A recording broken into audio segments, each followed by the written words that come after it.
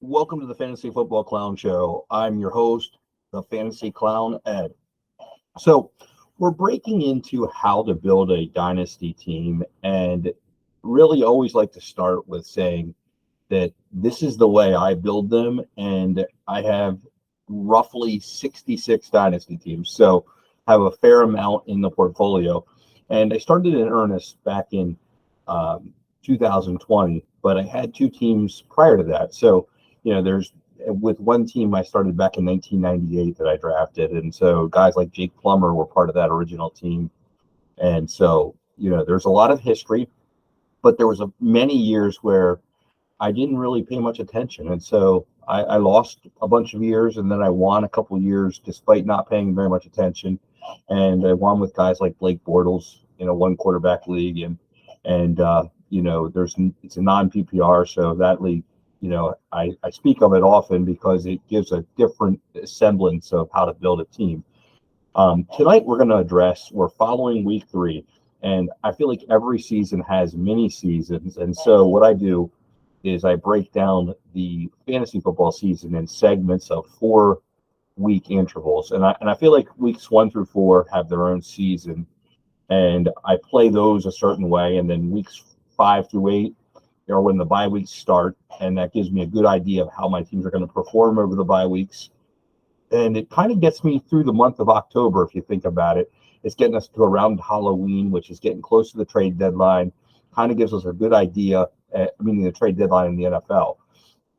And all the players are usually coming off of the pup list that we're on at the beginning of the year, and we have a good idea of what teams are good on defense, what the teams really are in the NFL. And so that gives us a good idea of how our fantasy teams are. So that's the next segment. And then we have the segment of week 9 through what I call that. This varies league to league, but through the trade deadline. I like to kind of reassess for that period of time. And that's where I'm really looking to make my moves. So I think about 80% of my moves during that period of time, as far as trades over the course of the year. And then, following the trade deadline, then it's kind of go for it or not go for it, kind of depending on what I built there. And then it's getting to the playoffs. And then in the playoffs, obviously, it's a win or go home. So that's kind of how I view out the season. So following week 3, this is what I like to call an assessment week for me. And so I'm usually looking to see, okay, how did the team perform? Like, this feels like the week where I really kind of sit back. I make a couple minor waiver moves as for the most part, but not real active on the waiver wire this week. I mean, I picked up guys like Brian Hoyer and only preliminary bids on him. In most of my dynasty leagues, Devin Ashane, or I guess Ashan is how he's pronouncing his name now, has been gone. So there's no pickup there. I did pick up some Rob Bell this week. He's the 49ers receiver. Liked how he performed. It was a long time ago, a week ago Thursday, and many people forgot about that. And so that was kind of the under the radar pickup that I was making this week for $0 and it'll be a stash until it doesn't make sense to do that anymore. So that's kind of what I was picking up this week. If there was Winston available, I was picking him up. If there were some people that maybe shouldn't have been there on the waiver wire that were dropped for whatever reason, I'll pick them up. But for the most part, not very many pickups. I'm not into Trevor Siemian. He might be a starter at some point. I'm not gonna spend my money on him. So you actually, if you're watching this before your waiver wire run, you'll know that I'm not going to bid on that, and it's not where I'm going to put my assets. I'm happy to see other people spending their fab on it, though. I mean, it feels a lot like what people are doing over the last couple of weeks, unloading the fab on different players. And I think for the most part, I'm sitting with a lot of fab money compared to other people. So I like how that's positioned as far as that goes. Across the league's board, because I feel like I have a strength position. What I want to show you guys, today is a team that I got to be honest with you, I thought would win. I look at those teams at the beginning of the year, and I'm saying, hey, these teams are good. And this team has started off at 0-3. When I looked at the 0-3 team, I hardly could believe it. And so, this is who I'm going to start for week 4, preliminary wise. But this is a team that I had actually 19 players over the limit after the rookie draft, so I had to cut this thing down. And before the season started, I actually had to cut DJ Chark, even though he went on IR. I wanted to get Jahmyr Gibbs in the lineup that Thursday night. He played that Thursday night as well against Kansas City. So needed to get him put in the running back spot. But just kind of want to give you an idea of what this team has. So it has Burrow and Lawrence and Gibbs and Bijan as my running backs, to start. And Bijan as a 9:30 start on Sunday morning, and Gibbs is a Thursday evening start. That's why I always try to put the earliest starts in these spots, as far as that goes. I try to do that every week. Going to start DJ Moore, Zay Flowers, and Romeo Dobbs. Dobbs is probably the weakest receiver that I have, but he's a Thursday night start, so we're going to get him out of the way there. Pitts and Laporta, again, Laporta being an early start and Pitts an early morning start on Sunday, so they're kind of already penciled in. And then my flexes are going to be a pair of running backs, Walker Monday night, so that gives me a lot of time to maneuver should something happen between now and Monday night. And then Jerome Ford, you'll see there, is going to be, my other flex. So that's how this lineup is going to start, and I feel like that lineup is solid. Like, for it to be an 0-3 lineup feels almost crazy to me. So I'm still kind of going for it. I do believe that in this league, 6 losses is okay. Like, that'll get me to the playoffs. 8-6 will be fine. And so with the depth that I'm about to show you when we start to look at the bench, I think during the bye weeks, I think I'm okay. Like, I think this is a good enough team that even week 13, when these guys are on bye, it's fine. And, we look at, week 5, I'll show you what we have there. But, there's some week 9 buys, but I think we're going to be okay there too. Because when we start to look at what we have here, is we've got, a couple running backs on different bye weeks than where those other running backs are, and I feel good about that.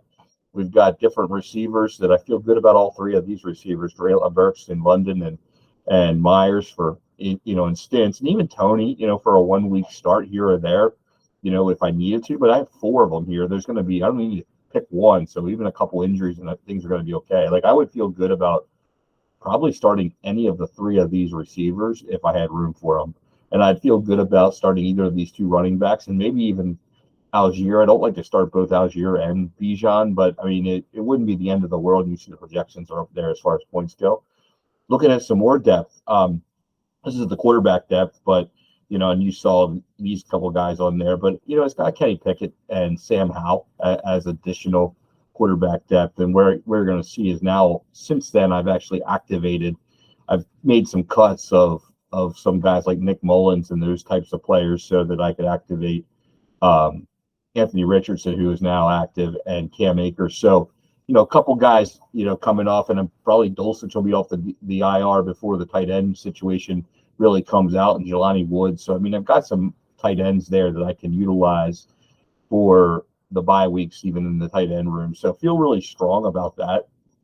And then, here in this team, I have some more depth except for quarterback.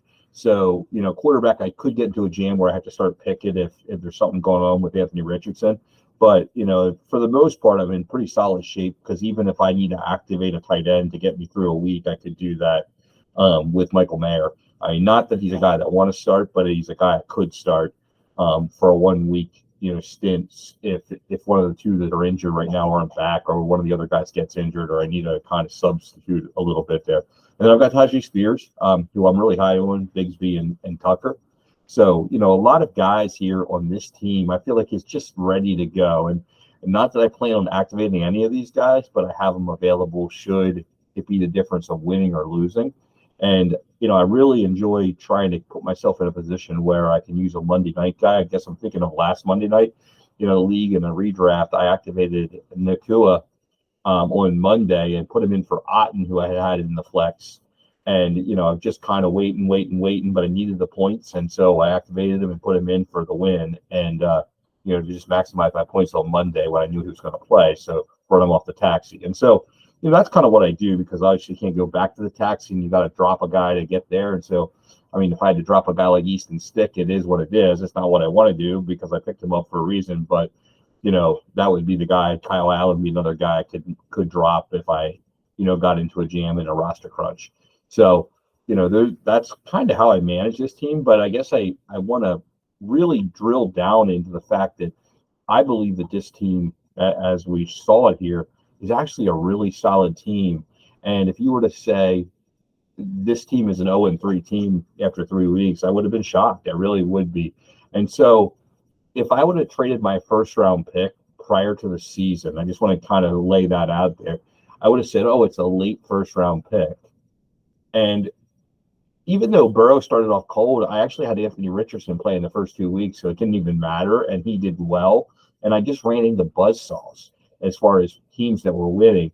Um, Two of the three that I lost to so far are now 3-0. So I did run into some of the better teams. But here's the other thing: is I'm going to play those three teams weeks 12, 13, and 14. So I got to be ready for them. I really got to be ready for them the next time because, like I said, 6 losses is what gets me to a point of just making the playoffs. That means I can't have any other hiccups weeks 4 through 11 if I'm going to lose those 3 games. So, I really have to have a strong showing. And I guess I'm pretty humble in this team because, I don't know what it's going to really bring. I don't know how good the team is going to really be. So, I really caution us to always say where we think the pick is going to be because, like I said, if you would ask me at the beginning of the year on this team, I would have said it's a good team. I think most people would have looked at the team and said, oh, man, that's a great team.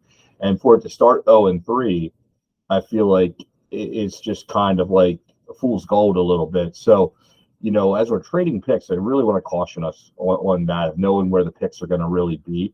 Now you look at the team, and, I might be able to sell the pick for a lot more with somebody thinking, oh, he's 0-3, and not really take a good look at my team. Because if you look at the team, you're not going to believe it's going to be a last place team. It's probably not the 101. Having said that, unless I can sell it for 101 value, I'm probably not going to sell it because let's see how this whole thing works out. And as you see right now, what do I need? Like, I don't need anything that's going to make me drop Easton Stick because, he's just a place filler right now.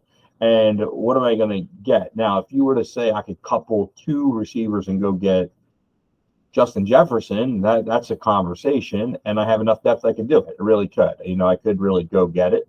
Here's the disadvantage, though. Most people with Justin Jefferson aren't moving him. And so I'd have to give away an additional first-round pick for another year that I don't know what's going to be to do that. And, if Caleb Williams is the 101 this year, who's the 101 next year? It's just kind of like mortgaging the future for no guarantee of winning. So I always caution us to do that.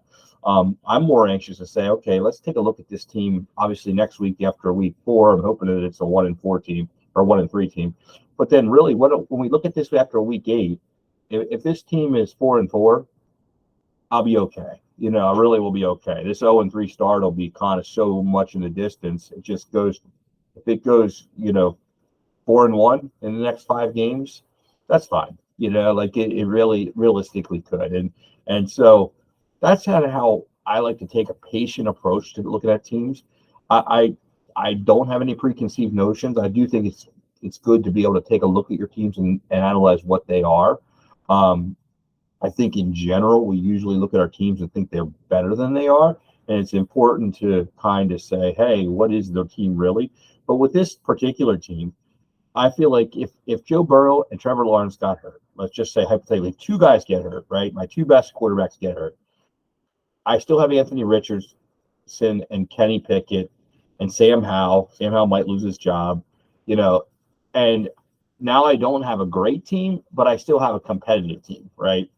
And then if that goes awry, then hopefully I have some of the guys like Nick Mullins and Kyle Allen and Easton Stick have jobs, or I'm bidding on the backups for some of those guys that got hurt, Beathard or the backup in Cincinnati, and I can put them in for the time being, and they're not going to win me any weeks, but they're going to at least give me the 30 points that quarterbacks do in this league. And if I can get 50 points out of the quarterback, I can make up ground with my receivers and running backs and be a 500 team the rest of the way, which is still gets me to the playoffs. And then if it's not season-ending injuries, maybe I'm okay when these guys come back. So I feel like I have enough depth without making any trades. And so I guess I always, in this team, unless we get to week 12, and I was just looking up here on this particular league, where is the trade deadline? It's important to know this trade deadline is week 13. So, what I'll do with this team is I'll analyze it after week 4, have some vacation going on next week to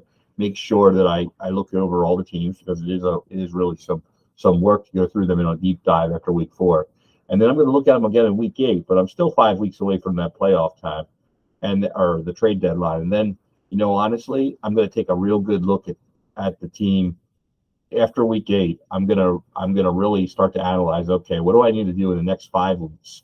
Week 9, week 10, week 11, week 12, week 13 to get this team to the playoffs, or is that not even realistic? So after week 8, if the team's 4-4, I'll be honest with you, I think the team's going to go to the playoffs. It had a 4-1, period of time, or it would have went, let's say, 3-1 after week 4. I'll be like, okay, during the buys here, this thing is playing off pretty good. It's realistic that I can go 3-2 over the next 5 weeks and get this thing to 8-6 and get it to the playoffs, and I'll be ready to go. And unless both quarterbacks get hurt, I'd feel pretty good about it. And at that point, I'd analyze my needs. Probably wouldn't make any moves though until week 10 or 11, because at that point I want to know, okay, where are things, where are the depth charts, where are the trades done in the NFL, so that I know when I'm making a trade that's going to push me over the top to make money in this league. And knowing where the league pays. So this league pays the division winners. It pays first and second place. So I'm going to know pretty much at that point if I can win the total overall points. Probably not. Probably not going to happen. If I'm going to go 8-6, I'm not going to win the overall points. I'm going to go 8-6. I'm probably not winning the division. So take those 3 things, those 3 payouts right off the plat. So the only thing I'm going to win is the first place or the second place. Okay, now I have to take a firm look. If I'm the 4 seed, 5 seed, is that realistic? And if I say it's a 40% chance that I think I can get some wins going through there, well, then I'm probably not going to sell my future, because I'll go with what I have. If it works out, it works out. And if it doesn't, next year I look at my guys. They're all young. I mean, yeah, maybe Sam Howell doesn't have a job, but probably Trevor Lawrence and Anthony Richardson and Joe Burrow all do. And probably Bijan and Gibbs have jobs. Probably Walker has a job. Like, my team is young with running backs, receivers. They're all first, second, third year guys. And so DJ Moore will be the older, receiver on my team. And so beyond that, everybody's, 25 years older, younger. And so that's kind of how I build it, so that way we don't get into a jam. And so after week 3, it's a real basic week. Not much going on in any of my pickups, and I just kind of outlaid what they are. And I'm also just kind of working the chat boards. Another thing I try to do is engage with people on there, and if I can, maybe even throw them off a little bit about what I'm actually doing. So if I see a place that I can, as I just said, I'm picking up Hoyer, I'm picking up Winston if available, not paying any money for him. I'm picking up Bell from San Francisco. That's a guy I'm kind of aiming to pick up. He's a receiver that I kind of have on my to-do list, if you will, for this week. Dropping Reynolds, the running back from the Lions. It's just a guy that I've kind of moved on from. Didn't like the usage last week. So sometimes I pick guys up, thought he might be a thing, was kind of unhappy with the usage, so time to move on. Monty probably be back, but even if he's not, didn't like how much Reynolds was used. Another guy I've been picking up is Sermon. Just kind of quietly picked up Sermon. Liked his usage. He dropped the ball for Indianapolis, but that allowed me to drop Funk. I think that Funk was replaced by Sermon, just kind of watching the depth chart, what they're doing. And so I'm picking up, quietly picking up Sermon for pennies on the dollar as well. Based on the fact that he didn't work out in San Francisco, even though draft capital was there. Went to Philly. They loved him. They were always trying to keep him. The only time they didn't is when they realized that, they have to deactivate Penny too. And so he was number 5. He was a solid number 5 on their team. And so it basically was time to move on. And they feel real confident, I can tell, with going Gainwell number 1, going Swift number 2. And, then they actually even have the scat back guy as the number 3, and they're just so Scott, and so they're Boston Scott, so they're just so loaded. And then they have Penny number 4 that they deactivated once. So Sermon was really expendable even with an injury. So they felt pretty good about that. And for Shane Steichen to go get him, that means that he really liked the way his practice habits were. Like that, I can just kind of tell. So I was like, you know what? They put him out there. He did drop that screen pass, but he was out there for pass pro. And if Taylor doesn't return, I think he'll get some burn. And if anything were to happen to Josh, or to the running back Zach Moss, I think you'd see a lot of Sermon. Sermon gets an opportunity, you just never know. So right now he's free, so I'm picking him up, right? So that's kind of another under the radar thing. Now I'm not talking about that on any of the boards. Another thing, I guess, to just keep in mind, I'm not talking about that anywhere, really. I'm just quietly picking them up this week. Free pickup, free pickup, free pickup. If you're in a league with me, I probably have it. Take a look. I probably have Sermon. I guess I'm going to just pull it up here just to kind of give you an idea of players, how many versions I have. I mean, I guess that's something that I'm always looking to kind of see what I have. 31 copies of him right now. So there you are. Like I picked up 31, and so that I usually don't talk about what I'm doing. I usually talk about what I'm not doing. I usually try to move the arrow around a little bit about what I'm not doing. A lot of people think that, hey, I just hold quarterbacks to trade them. I'm not really a big trader. That's not my stick. I like to have what other people need. And so I have a lot of people that come want my things, whatever those pieces are. I have people that come and want what I have.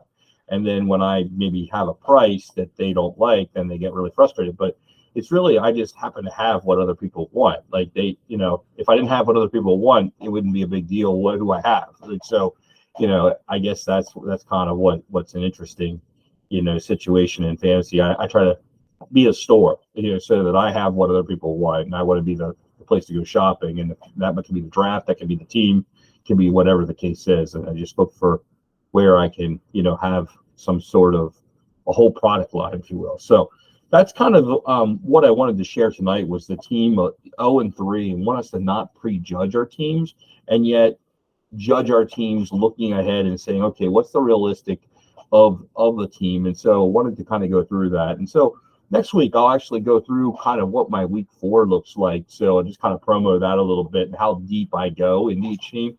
I'll pull out a team that I'm diving deep into, and we'll take a look at it, and we'll take a look at why I think what I think. I am tracking my teams overall, what their records are, kind of week to week, but that's more not to worry about the records, but to keep my mental state right, where I'm not getting focused on, oh no, this team is 0-3, let me panic and do something foolish.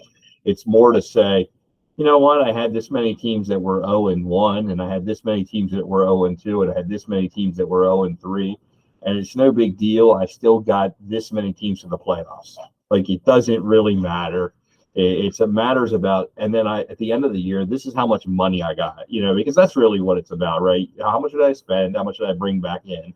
And, as long as that number, you're bringing back in more than you spend, then it's a profitable experience. And if you're looking, I mean, many of us have said many times, and people tell me this all the time, if you're just looking to make money, this isn't the way. And that's true. Like, if you're trying to make an hourly rate on fantasy football, it's probably a tough road, because I spend a lot of time. I just said, after week 4, I took a vacation day. I could take vacation to get this right. So I'm pretty focused on it, but it's more of an enjoyable way to make some money. And I guess that's what I try to do, is try to be profitable in it. But I do take it seriously too. So it's a serious situation. But wanted to show you this team. This is Fast and Furious. It's a league I've drafted in 2020. I guess I should say that as well. So this is year number 4 for me. And I thought I had this thing built to win. And 0-3 would make you sound like it's not built to win, but you look at the team and you say it's built to win. So we'll see how it all goes, and it'll be interesting to follow this team through the process and as well, and see how this team fares as we hit those checkpoints along the way. And so I'll probably bring this team back in, at one of the stages of the weeks, so we can check in on it and see how it's doing. So that's all for now. Thank you guys for watching. Hit that like button, hit the subscribe button so you're notified when new videos drop. And until week 4, good luck this week.